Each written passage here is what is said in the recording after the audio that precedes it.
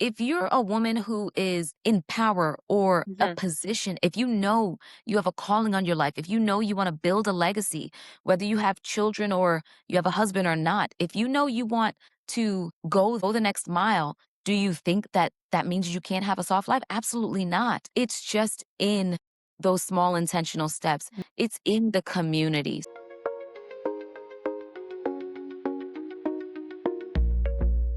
Hello, hello, and welcome back to the Ambitious Women of Color podcast. I'm your host, Jessica Lynn Rojas. Today, we're talking about redefining the soft life and what it actually looks like for ambitious women who still want to grow in their career. My guest is Samantha Minott, a board certified nurse practitioner and health and wellness coach who helps women prioritize their health and well-being without guilt or burnout. In this episode, we're breaking down what's the soft life really means and what it's not, how small, consistent wellness practices support ambition, and how taking care of your body, mind, and spirit actually fuels your career growth. If you ever felt like slowing down means falling behind or that wellness isn't for you, this episode's for you. Let's get into it. Hello, hello, everyone, and welcome to the Ambitious Women of Color podcast. I have here Samantha with us today. Hi, Samantha. How are you? Fabulous. How are you, Jessica? I am doing well, and I'm so excited to Mm. have you. Samantha and I Yes. actually met through a sales coaching membership that we're a part of, and we got to meet in person. I was really excited to invite her to the podcast because I thought she would be a great person to come and add some strategies of health and wellness and help you all be able to have a soft life. So let's start with the signature question for the podcast. What is one thing you refuse to sacrifice for your career? My health. My health. I recently gave up a job and it was a significant budget cut. And I said, I know that there's another way. And so I'm not, because you don't realize how important your health is until it's compromised. And then you wish for the ability to do certain things. And so, yeah, that is my number one, my health. I love that. And I mean, like you said, you don't realize how important your health is. And if you're not doing well, then you can't perform well at your job. If you're not doing well, then you can be there for your family, your loved ones, and be able to be your best self. So definitely is something it's like a key priority to be able to focus on and not sacrifice for anything. I love that. Absolutely. All right. So I would love for, people to learn more about you. You're a certified nurse practitioner and you're a health and wellness coach. And this really sits in an intersection of like health, energy, and ambition. And it's exactly what a lot of the audience struggles with. These ambitious women and they, want to be able to grow in their career and be successful, but it can also have an impact on your health, energy, and ambition. So, can you share about your journey, how you got into this space, and what led you to redefine what the soft light actually looks like? So, I would say my journey started when I was 16, even though I didn't become a nurse until, years later. But at 16, I was diagnosed with gallstones, but that was after being sent back a couple of times because they were like, oh, no, you don't fit the criteria. Doesn't seem like this would be it for you. Hmm. But went back. Come to find out, yes, I had gallstones. I had to have surgery. But with that, it was the beginning of my wellness journey because I had to change the way I was eating. I couldn't eat, the mac and cheese and the banana pudding and all the things Hmm. that I like, or the really the things that had more fat in them because my body just couldn't break it down anymore. So that just led me on this journey of pivoting and trying new things and tweaking things. And as time went on, I realized one of the reasons why I wanted to become a nurse, in addition to, my own family background, Hmm. was because it was the nurse who was able to identify what could have possibly been going on. Even though nurses technically can't diagnose, we can identify the symptoms. And so that's Hmm. essentially what she did. But the way she did it was because she actually took the time to get to know me. She actually asked me questions. And when she was asking me the questions, she went back and she told the doctor, and she was like, yeah, you know what? It sounds like she may have something going on with her gallbladder. And so they led to do a CAT scan, and that's how they identified it. But going into my journey as a nurse and continuing as a nurse practitioner, being in a more of a autonomous position, I always wanted to educate people. Like that's the heart of me Hmm. practicing. And that's why the health and wellness coaching kind of goes hand in hand Hmm. because I fully believe that if you're empowered, if you're given the information, then you'll be able to make better decisions. And if you're able to make better decisions with your health, you're reclaiming your health. You're reclaiming parts of you that have, for many reasons, have been just separated in different areas. We're as women and entrepreneurs and employees, we're stretched thin to the max, not just at home. It's, at work, it's with our health when we decide, what, I'll go to the gym tomorrow, and then that tomorrow turns into a week and a month. And before you know it, you're so off course because you're more focused on productivity because that's what's pushed, right? Mhm. At work. So you're focusing on the productivity, and the productivity becomes tied to our worth. Well, I didn't reach this goal. So I'm not going to go and get this thing, or I'm not going to, take the time off. I'm going to push harder. I'm going to go more. Mhm. And that is such a toxic mindset to have. And we've been prescribed it and over subscribed to it. And I decided, no, I want out. And so now being able to create a soft life redefined, as I like to call it, is because your next move and your next pivot and your next elevation is not going to be tied to how much work you do. It's going to Mhm. be tied to strategic movements. For me, it's specifically with my faith, strategic movements with God, being Mhm. being in alignment with what He's called me to do. So that means the idea of setting those boundaries. And now I know that this is far different because this is not your average way of describing a soft life redefined.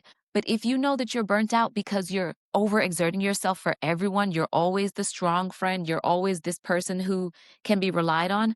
If you've never said no, then self boundaries is important. That is a Yeah. part of the soft life. I love that you say like self boundaries. And I always am talking about how boundaries are to protect you. They're not to Mhm. like manipulate others or control situations, but it is to protect your energy, your peace, and your well being. And exactly what you talked about. A lot of women, you're trying to reach these goals and these ambitions. And the first thing that you neglect is like your health and wellness. And, you're not going to be able to be successful and really get to the height that you want if Yeah. you are neglecting your energy, if you're neglecting your sleep, if you're neglecting your nutrition, because it will catch up to you and it Yes. will ring the alarm. And then that's where you're gonna have to make that decision. It's unfortunate because a lot of us make life changes when we have health issues because that like really forces you to reassess like, is this what I want? What are my priorities? What am I doing this for? What would you say to women instead of like waiting for that moment, instead of waiting for like a health scare or waiting for like a crazy burnout? Yeah. For Yeah. you to, like, start making changes and shifts right now so that you don't have to get to that place. Make it a part of your self-care. That it's you need to have a list of non-negotiables, and those should be a part of the non-negotiables. That would be those are your boundaries right there. Because if you make them Mhm. non-negotiables, you're gonna be like, ah, yeah, no, it's 10 o'clock. It's time for me to get in bed. These dishes will take care of themselves, or Mhm. something else is gonna get done tomorrow. The bills will get paid tomorrow, what have you, whatever it is. When it's time for you to stop, you need to respect because you deserve it. You deserve it. It's not even that you earn it. It's that you deserve it. So if you have that self-worth, then okay, no, it's time for mommy to go ahead and, even with your kids, it's time to take a little break. Mommy needs a little reset. I need some Mhm. personal time, my space, whatever you want to call Mhm. it. You need to have it so that you don't experience the burnout. And there's a saying that says, the body whispers before it screams. Mhm. Take heed to the signs when it's just a whisper. And you know that it's just a whisper because you're like, yeah, that was like in our 20s. We're like, okay, we'll sleep whenever. But now, er, as you come more into yourself, you can identify when your body is making those subtle, yeah, this knee is touching a little bit too much, or, something's going on with my shoulder, or I've been getting gassy and I just don't know. Don't ignore those signs. Those are the whispers. The alarms are things like autoimmune disorders, where it's gone Mhm. far too long, or chronic pain that is not being reversed because it's propelled by inflammation due to stress and lack of sleep and sugar intake. Just make it a part of your everyday routine because you deserve it. Yes, I love it, and I'm sure that there's, like, a lot of women listening and feeling like, "I'm tired all the time, my body feels off," and they don't, Yeah. like, know why, or they don't know how to identify And maybe they're all like, I don't have time to deal with that. And I love that you brought this up because it's those little things that for so many people, even burnout or something leading to burnout can manifest in different ways. Like I know somebody that it was like a back pain that Mhm. she kept having like chronic back pain. For me, it was like anxiety and depression. For other Mhm. people, it could be like eye issues. Like, I mean, I've had like that eye twitch too, you know? So Mhm. it's like so many different signs that, like you said, the body starts sending whispers and sending clues of like, hey, like pay attention to me. Like you haven't been drinking enough water, you haven't been sleeping well, you haven't been eating, and all that is going to impact your performance. And I mean, yes, performance is important, but at the end of the day, like that is going to just break you down like mind body soul everything. So Mhm. like what do you normally see as a nurse practitioner when women stay in survival mode for too long and like you said, it starts to ring the alarm? That's where it's so, like, sad to me because I can see women when they come in.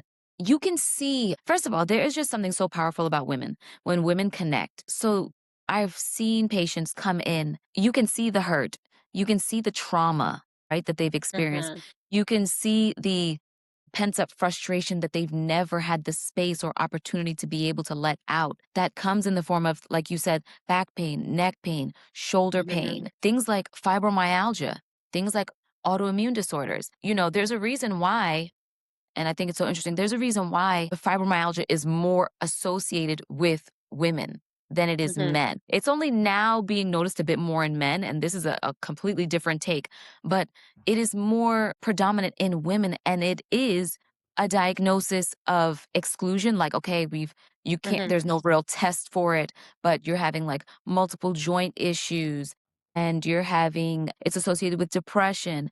It is a lot of unresolved traumas, burnout, Mhm. inflammation that over time, those little whispers that build up and now they create this diagnosis, right?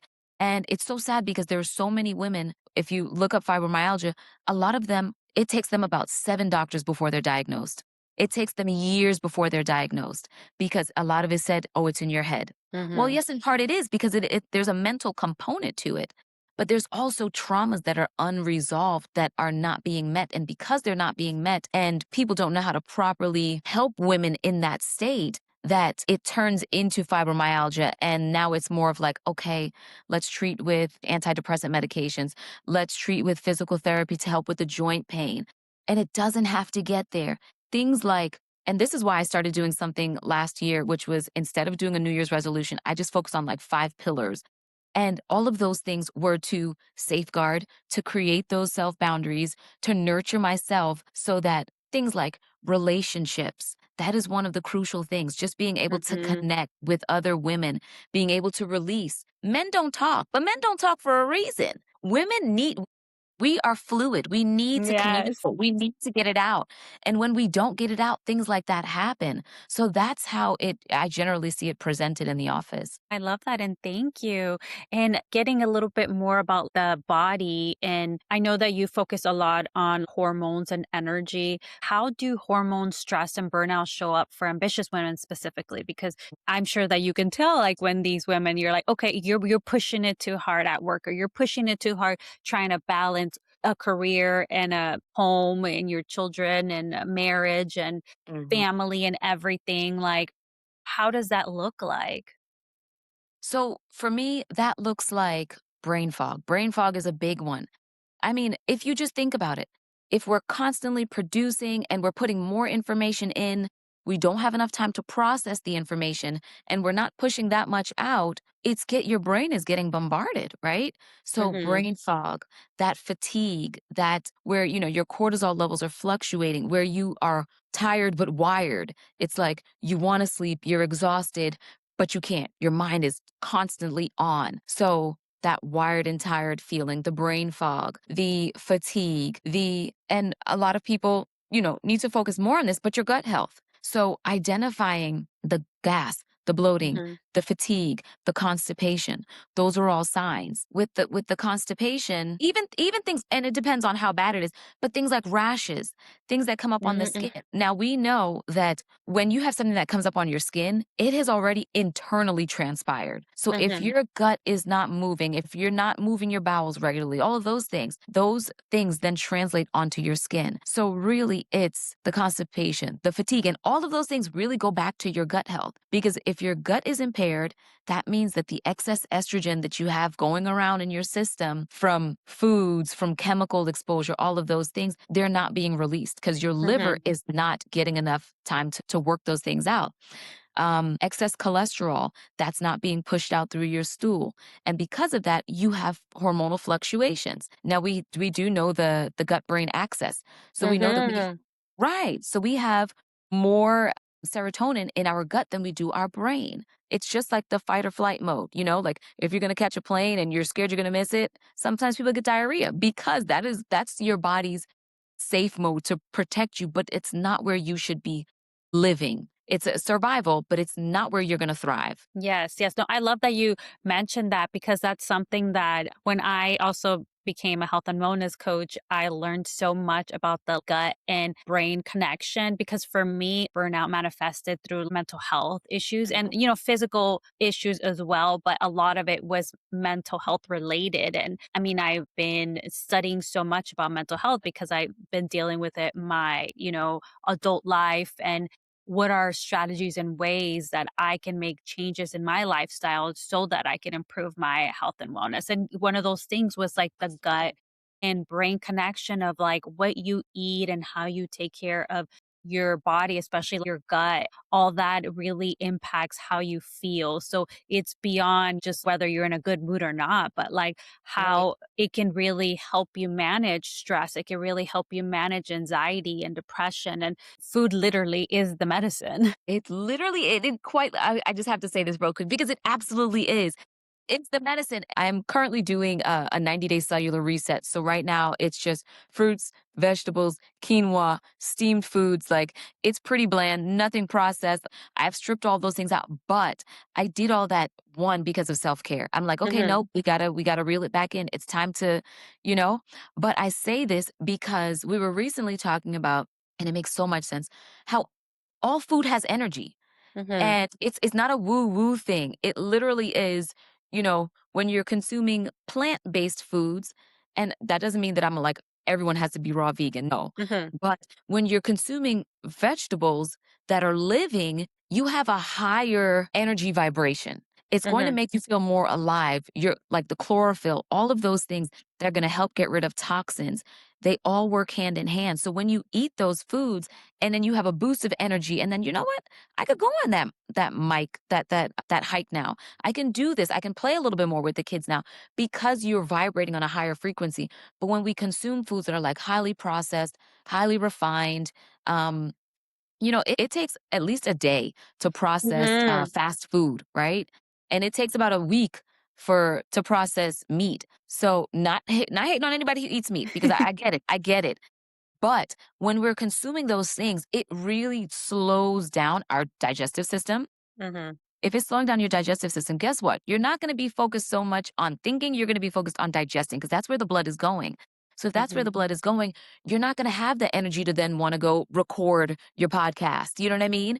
Or read a couple more chapters in a book that you plan to do for self-care because you're vibrating on a lower frequency. So yes, food is absolutely medicine. I love that. Thank you so much. And what are some like practical ways, like if somebody's listening to this and they're like, okay, I hear that it's important, but I have a million things going on in my life or it's overwhelming. How are some like small practical things that they can do to start taking care of their well being from like a functional nutrition perspective, from I'm taking care of me, self care approach? Absolutely. I love that question. So, food wise, the first thing that I like to do with my clients is I just ask them, look in your pantry, see what's in the pantry.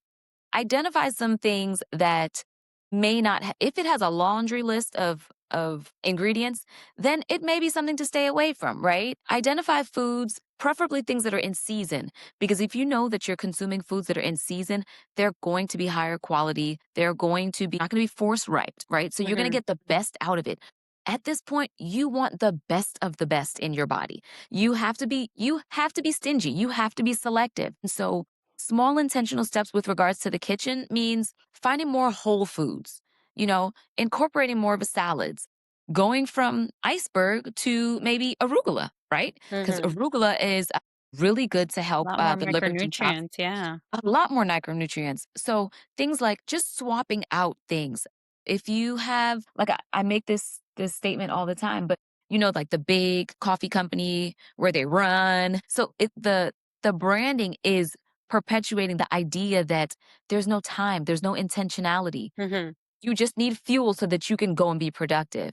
But when you consume things like tea, whether that be matcha or Mhm. any herbal tea, tea is so intentional. It's causing you to slow down. Even in the nature of making it, you don't just make an instant tea. You boil the water, you put the tea leaves in there. If you just have tea bags, if you read on the back, it says steep for 5 to 10 minutes. It takes Mhm. time. You deserve that time to be able to nurture yourself, and you deserve the time to sit there and enjoy tea in peace. So something like tea, that's a good way for me, small intentional step. Yes, me too. I'm like, it's my night routine. It's like I have my tea and I'm just like sipping on it with intention. And it just like also signals to my brain like it is time to go to bed soon. We are Yeah. relaxing. We are slowing down. Yes, yes, and that's Like that's something so awesome. simple. Yeah, yeah. Or, something as a scalp massage. Just a couple minutes of a scalp massage because we were talking about it's time to wind down. Same thing. Scalp massages are great for the nervous system, which I feel like we all need to regulate our nervous system because we're so bombarded with everything. So things like scalp massages. I love a good nighttime routine, whether that's a little like a yoga stretch or Mhm. just getting on a medicine ball or the typical stretches you used to do in high school when for PE. Yeah. Nothing crazy, but as we get more mature, the hips start to tighten up a bit. You've been sitting, depending upon where you're working, you may be at a desk job and you may be sitting for prolonged times. So just twist the back a little bit. A little bit goes a long way and it allows for flow. It allows to release any tension, especially like things like neck rolls, shoulder rolls. Those are crucial. I love those. I will say one more thing. A morning routine. I know, hear me out. Getting up a little bit earlier. I'm not saying a whole hour. Let's say maybe 15 minutes, depending upon how much you want to do. But if you just get up 15 minutes earlier, you get the time to sit down, whatever is your morning routine, if you read your Bible or whatever it is that you're doing, stretching in the morning or lymphatic exercises in the morning that are great to help get the lymph flowing, but also journaling. I particularly like to script. I don't necessarily journal all the time, but scripting allows me to set the intention for my day. Mhm. So just having those 5, 10 minutes to sit there, script before I get my kids, because there's nothing like waking up and then you're like go mode. You're going back into it, back into the Mhm. hustle. So those are some little steps that can be taken. Yeah, I love that. And that's something that I do myself. And like with my clients, I always like help them develop a night routine because the night is going to set you up for success the next day in the morning routine. And the morning routine doesn't have to be like if you have an entire hour, that is amazing. And there's so much that you can do. And so much and not in the sense like I'm gonna cram so much in that hour, but it's like so much intentional Yes. steps and rituals and self-care that you can do. Like one thing that I do and that I work with my clients is that if you can do at least one thing for your mind, body, and soul in the morning, even if it's 15 minutes, where like you said, you could be scripting and the scripting is also helping your mind and it's helping your soul, right? And then Yeah. if you're stretching, then now you're incorporating the body. It's Mm, something as simple, it's like what if you do like 5 minute stretches, 10 minutes scripting, you're already like working mind, body, and soul. It's something simple like that, but it's going to set the tone of the day. It's going to help you have that moment to yourself before the chaos, before you exactly. have to be like in go, go, go mode. Absolutely. one more thing. Things like I remember I learned this last year and I was like, this makes so much sense.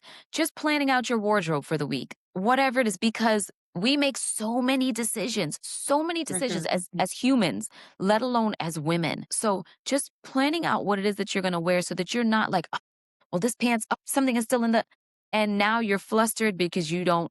No, Yeah. just set it ahead of time. It's one less thing that you have to think about. Just automate it. I love that. I love that. Well, I want to get back to the concept of a soft life because I know a Yes. lot of women are hearing this and they hear this phrase and they're like, well, that soft life, that's not for me. I have goals. Like, I got things I'm trying to achieve. I don't have time for that soft life. So, like, how do you define the soft life for women who still want to grow in their career or want to grow in their life? Whether it's career, it could be, either your corporate job or just your job in general or your business, or you want, you have goals and ambitions in life, whatever they are.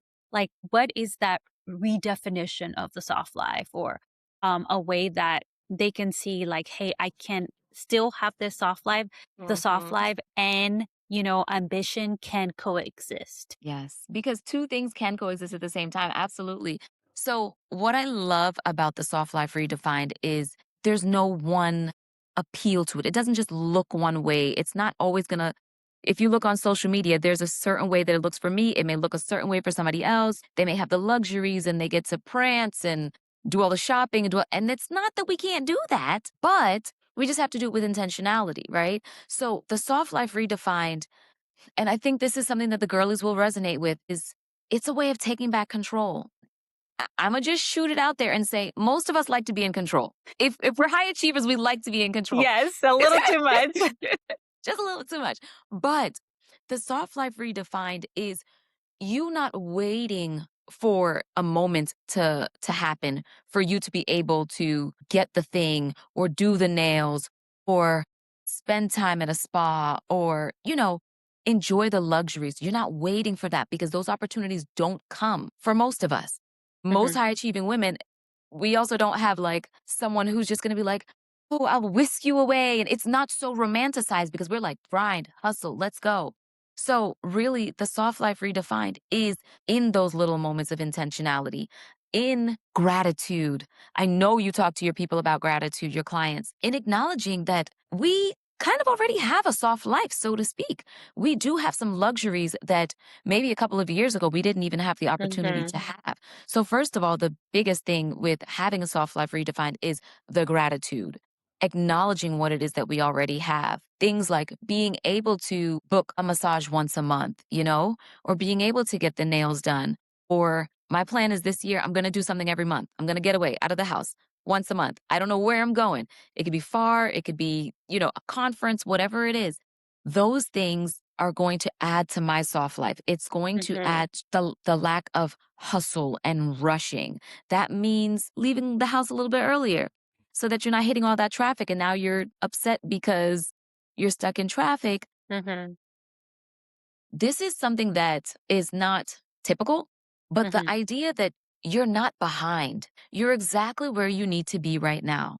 So many people will look at it and think, I need to get this, I need to do this, I just need to push a little bit more to get that.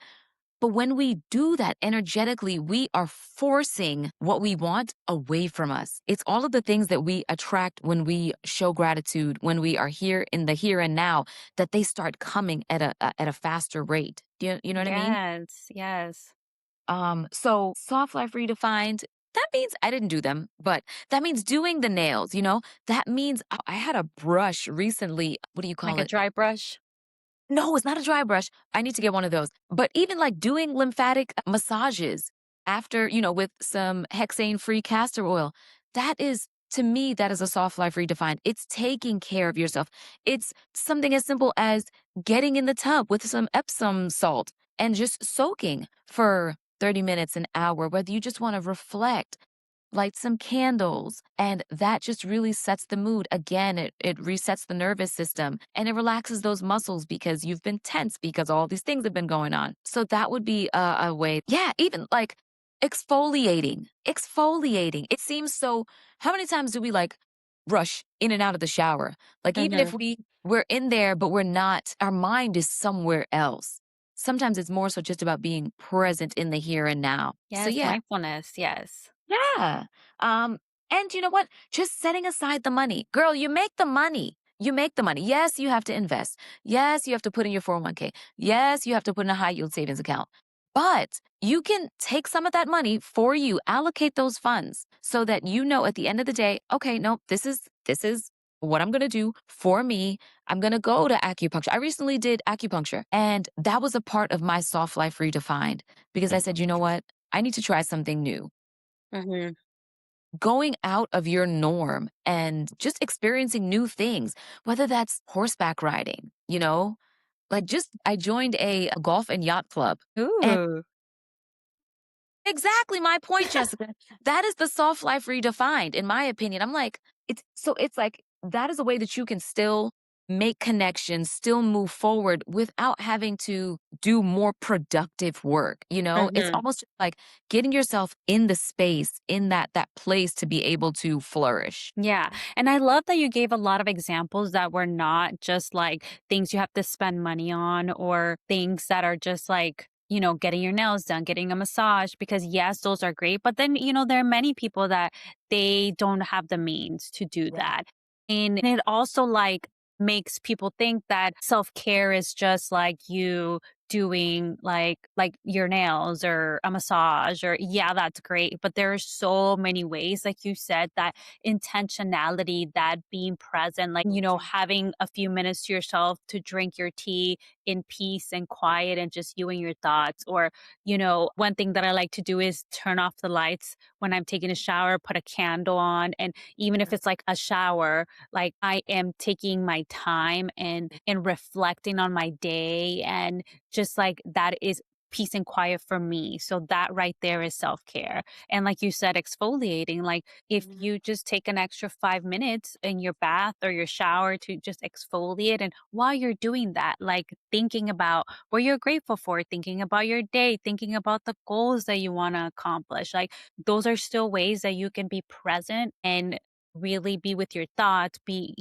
giving love to yourself and just like nourishing yourself. And that doesn't cost you much. And one of the things I see constantly with my clients is the whole feeling of like thinking that the soft life is like, being lazy or unmotivated or feeling like it's unsafe to rest. Like if I Mhm. slow down, I lose momentum. If I slow down, I lose credibility because, now, my employer are going to think I'm not committed enough or me myself because, we grew up with those stories of like, if Thank you. you're sitting, if you're not moving, then you're not being productive. If Yeah. you're being lazy. And at least for like me and my culture growing up, it was like, you didn't want to be sitting down because you could be doing something. You could always be cleaning. You could always be, doing something, right? So we Yes. internalize that. So it is so hard for us to rest. So I would love to talk about like that. Like, what is your approach? Because for me, the way that I approach it, especially around career growth, is that resting is strategic. That Mhm. resting allows you to pause and really, really reflect on what is your next move and why you're doing it. And is this aligned with you? But I also, from your point of view, from like a health and wellness perspective, how is rest like something that is, self-love? How is rest going to help them actually be able to grow in their career, in their life, and be able to like be the best version of themselves or be able to have that soft life? Or how is that soft life going to help them to be Yeah. able to accomplish their goals? Yeah. So I love the fact that you talked about it being more strategic. Rest is strategic. And I had to learn the hard way, but there's so much power in rest. We think power, movement, force, brunt work, but no, there is power in rest because that is where you get to, it's like you're flexing a different type of muscle that Hmm. we often don't use. But when you're allowed for that rest, you're getting more downloads. You're reevaluating. You're really being able to process things. Now, instead of going out and proving to your boss X, Y, and Z, you reflect on, wait a minute, I definitely saved them a cool 50,000 last year. Let me send this email as to why I should have this raise. You know what I mean? And that's without having to go and do more work, right? Hmm. So the rest really allows us to identify the power that we're sitting in. Sometimes, thank you. The idea of rest being a move. Mhm. It's a Yes. strategic move, like you said. It's literally not doing anything. Sometimes if you want more results, you have to do less. Now, I'll say this in terms of relationships. If you're always the person who is doing something in the household and now you can't take your tea time because you're like, oh man, if I don't do it, it won't get done. You haven't allowed that other person to flex their muscle, but you've also haven't allowed yourself to rest. And that time that you are stealing from yourself essentially every night for 5, 10, 15 minutes, that could have been something that could have been time that you could have used to process and then get information about another book that you were going to write, you know? Mhm. And health wise, rest, particularly sleep, is absolutely crucial Yes. because things like with the brain fog, we have lymphatic systems in our brain, and it's generally draining when we are not full. We need to have an empty stomach. I know a lot of people to go to bed with a full stomach, but it's just because, you work, you go to bed late, and when you go to bed, Mhm. it's that whole vicious cycle. But even allowing your lymphatic system and your brain to drain, your liver, it works. It's the highest detoxification time frame is between 11 p.m. and 3 a.m. But if you're going to bed late at 12, 1 o'clock, you're not allowing your body to do what it needs to do, which is why it Mhm. starts screaming. Rest is so intentional, especially on a weekend. I used to bombard myself with tasks to do every weekend. Now I say, honey, babe, can you do X, Y, and Z? I delegate. I delegate because, and that is a part of the soft life redefine. We Yes. have such a hard time accepting help and asking for help. Ask for help because sometimes we think, oh, we don't have the help, we don't have the resources. But when the resources are there, you want to do it yourself. You have to Mhm. rest. And again, that's a self boundary. You have to be able to say, no, you know what? I need to sit down. I'm going to take this time because whatever needs to get done, it's going to get done better with a clear mind. Yes, yes. I love that because I'm sure somebody is listening. They're like thinking, this makes sense, but I feel guilty even considering to slow down. So, like, where does that guilt come from when women try to prioritize themselves? Like, I know you said it's that sense of like control. So then you feel guilty, maybe feel like I'm not a good mom if I don't finish the, load of laundry or the dishes, or if I don't, put the kids in a bath or something. Like, Yeah. where have you seen that guilt coming from in women when they are feeling guilty for prioritizing themselves? Honestly, and I will say specifically for women of color, look at our role models.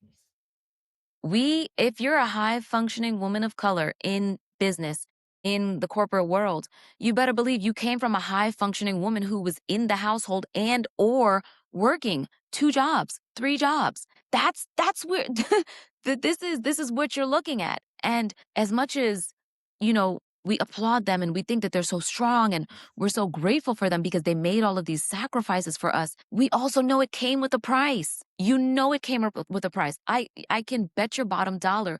We all know a woman who sacrificed their health or they sacrificed their dream for their family. And, Mhm. they're dealing with mental health issues or physical issues or chronic conditions. We have to learn from them. Yes, we are so grateful that we learned the grit, the power, and the Mhm. strength from them. But that was because they had no choice. We have a choice. They didn't Yes. hustle and grind so that we could do the same thing. Then it defeats the purpose of, I'm sorry, now I'm getting upset. Like, it defeats the purpose of what they did. And a part of it is like you want to honor that. So you want to uphold that. You want to, I know, like I know some women who are like, oh well, I have a cleaner, but before the cleaner comes, I clean my house first because I don't want the cleaner to think that my house is dirty. And I'm like, you have a cleaner coming. What does it matter? But it's just the way we were programmed to think, okay, Yes. you got to tidy your home. You have to take care of you have to make sure that your husband is good. You have to make sure all this, but it comes at a price. And so that's where I find we get that from. In addition to, of course, society, Mhm. even in the workspace, having to leave your infant to go back to work in 6 weeks or 8 weeks, or it's insane that we even subscribe to this. But we know we also have end goals, and that's why we push through it. Yeah. So that's where I see it. And I love that you talked about specifically for women of color, like a lot of our cultures that is what we see. We see a strong independent woman raising strong independent women, and that's why we're like high achieving women. And like Yeah. you said, we feel that like we have to honor their sacrifice. But what if we are the ones that are role modeling to them what they didn't think or what Mm. they didn't have the option to, but now that they can, that now they see, we are successful and we are achieving things, but we are also taking care of ourselves. And we can do it in community. We could do it with those women and teaching them, like, hey, I know that your whole life you couldn't do this, but now let's do it. Yeah. Like, I mean, imagine what it will do to their inner child to be able to like be like, hey, it is okay to slow It is down. okay. It is okay. It is You have okay. done more than enough. And I think it is up to us in our generation and the next generations to like be able to break those cycles and be the role models so that, our next generation don't have to think that this is normal. Yeah, yeah. I love what you just said. I absolutely love that. The idea of bringing them in because it's one thing for them to see you do it, and I definitely have had 2 experiences. I've heard of 2 experiences where, some moms are like, "Oh, that's good," and then other moms kind of frown upon it, you know what I mean? Hmm. And it's an internal thing because they're like, "You know what? I didn't have the opportunity to do that." And so it's almost like a what do you call it? Like a Like they guilt. shame. Yeah. Like a shame that they experience, and then they bring it upon their daughter or, generally their daughter. Hmm.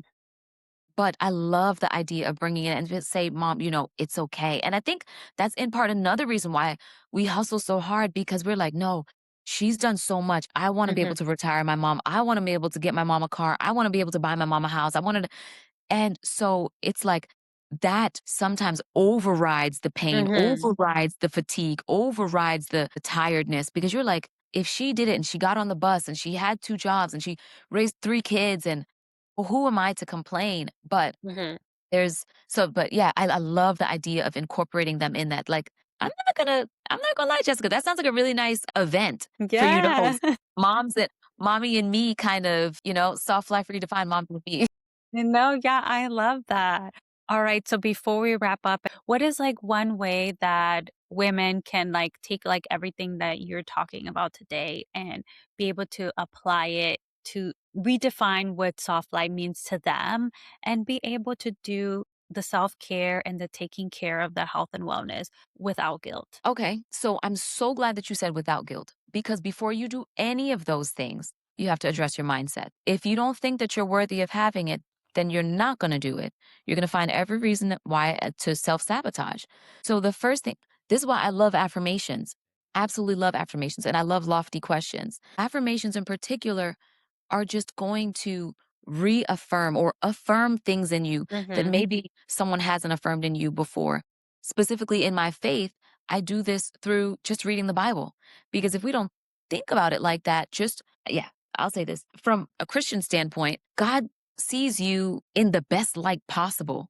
So if you're in his likeness and his image and he wants nothing but the best for you, don't you think you should want the best for you? So sometimes even for me, just reading scriptures in the morning, that affirms. Listening to certain music affirms. Doing affirmations. I love certain YouTube channels like Mhm. Alana Fox, like Lavender. Absolutely love them. And they kind of lean into that soft life, Yeah. right? Yeah. I So love when lavender.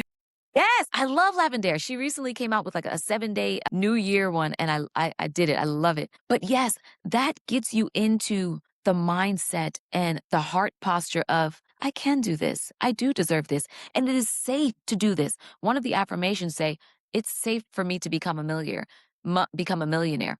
Sometimes we repel those things because we don't think that we deserve it, and Yeah. that's why we don't attract it. Right? As much as we want it, we don't think that we deserve it. The I'm like, I first can go thing on and on about that because, like you said, because you could say you want it, but deep inside, you don't think you're worthy of it. So, like you said, you're repelling it. Yeah, that's absolutely it. So I would say that would be the first thing I could tell you a million and one tips to do. But if you don't get your mindset right, it's going to be hard. Even I know some people are like, it's hard to do affirmations. I don't feel like it's real, right? Like I feel like I'm saying it and it's just not hitting, right? But then now you're going to have to go back and do some inner work. Why is it that I feel this way? Why do I want the soft life redefined? Is it because usually we'll start off with like a superficial thing, like I just want time to myself. Why do you want time to yourself? Because if you go underneath and you pull back the layers, then you're like, Mhm. my mom never had this opportunity. Or, I wish that I could have done this a couple of years ago. You have all of these underlying issues that we're not really addressing. We just look at the surface level stuff. And that's another thing that I address in my health and wellness coaching. We address the root cause issue. We're not just going to keep putting band-aids over Mhm. bullet wounds.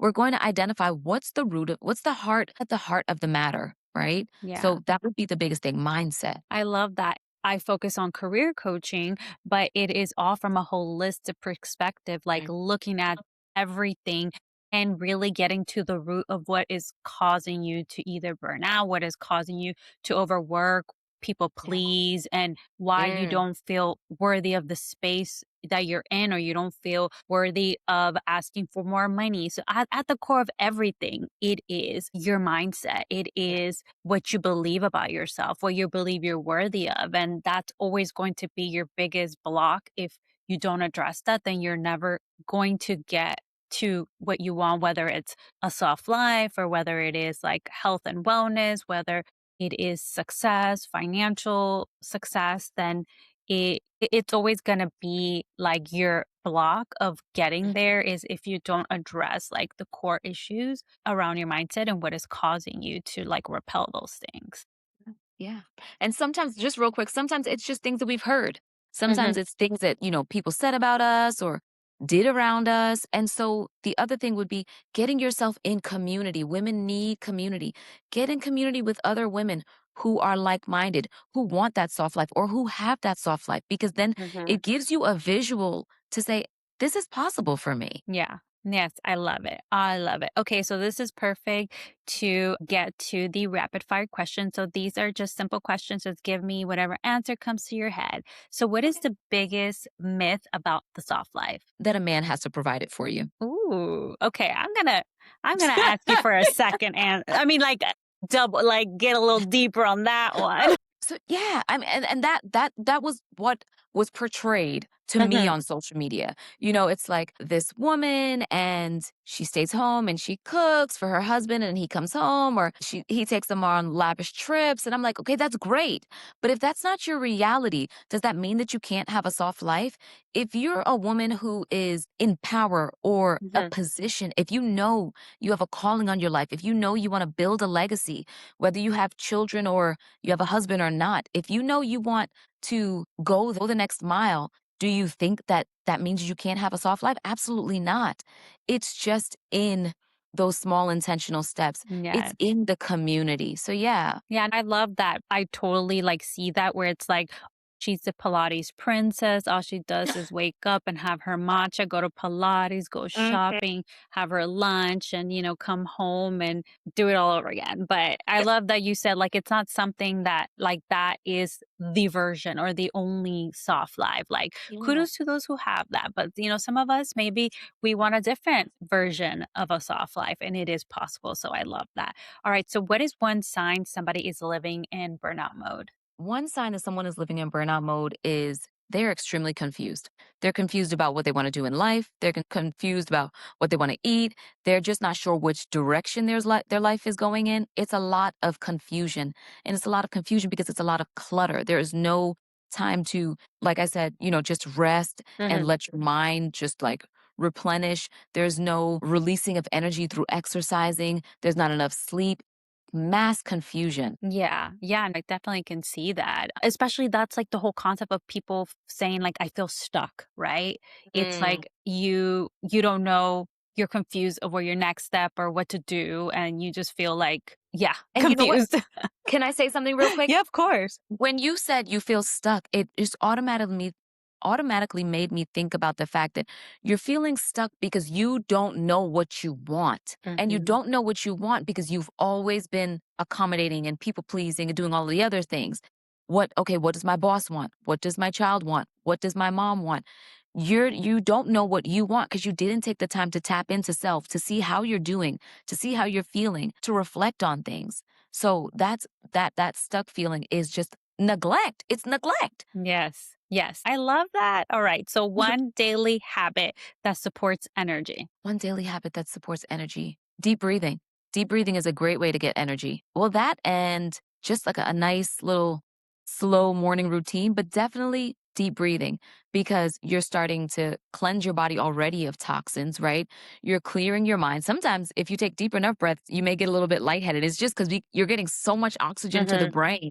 But that is a boost of energy right there. So that's one way. I love that you added the science to it because that's like one thing that I tell like my clients to. If there's one thing that you can do if you're in between meetings, if you're feeling stress, anxiety, is taking like three deep breaths. And that Right. already is going to, like you said, the science of it, right? It's going to clear your mind. It's going to give you that energy and it also give you that pause of like, okay, what do I need to do next? But like those like three deep breaths is so magical.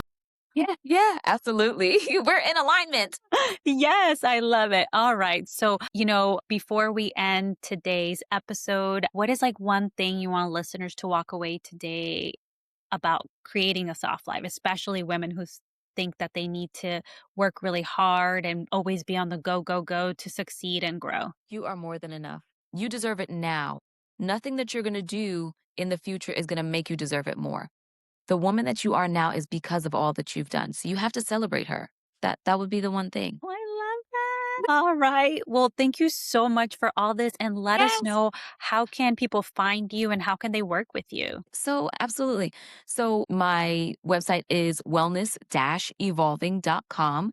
And that's where you can book consultations. I do one on one consultations. You can follow me on TikTok. That's probably where most of my community is. It's at Wellness Evolving Health Coaching at TikTok. And I just recently started a YouTube. I started it last November, but I've been doing shorts and now we're going to get into the long form content. So this is pretty exciting because before it's been like, again, we're talking functional nutrition and faith. So I do like lots of education on food and how it empowers your body. But now we're getting more into the spirituality and how reclaiming your health will affect your overall life. And the YouTube channel is called Rooted Kitchen. So Oh, that's I it. love that. And will say that your TikTok is fire. I love like your gut healing. Is it broth that you Oh, like one of the your viral posts?